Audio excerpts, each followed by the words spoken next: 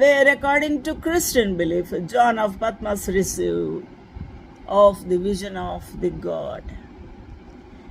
ఎక్కడైతే కాంతత ఉంటుందో, ఎక్కడైతే చిమ్మ చీకటి ఉంటుందో, ఎక్కడైతే మనుషుల చేత వేరు చేయబడతామో, దిక్కులేని వారుగా పడి ఉంటాము, అక్కడ ప్రభు ఉంటాడు.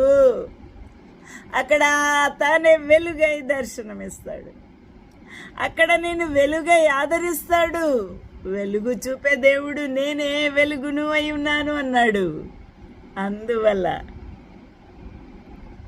హల్లెలూయా, ఈరోజు నా దేవుని యొక్క ఈ ప్రణాళిక ఎంత బాగుంది ఆలోచన చేద్దాం. ఈ పద్మాసు ద్వీపము ఎక్కడుంది అని మనము నేర్చుకోవడానికి ముందు ఇక్కడ ప్రజలు కూడా ఉంటారు.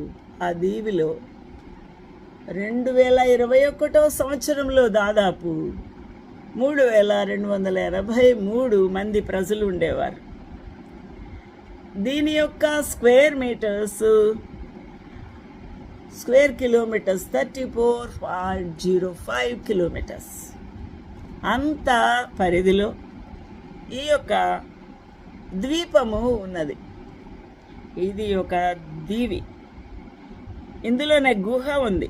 ఆ గుహలో ఆయనను పడవేసి ఉన్నారు. దేవునికి మహిమ, ఘనత, ప్రభావము కలుగునుగాక. ఈ యొక్క Italian occupied all the islands of the డోడికెనిస్.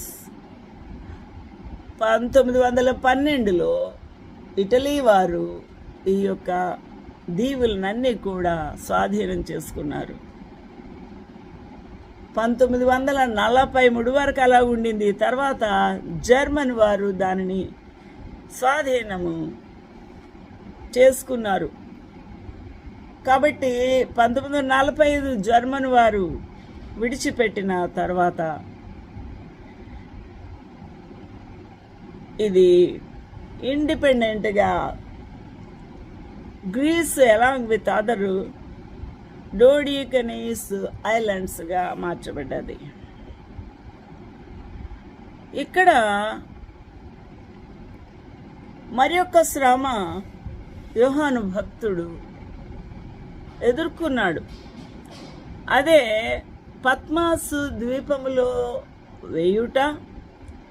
రెండవది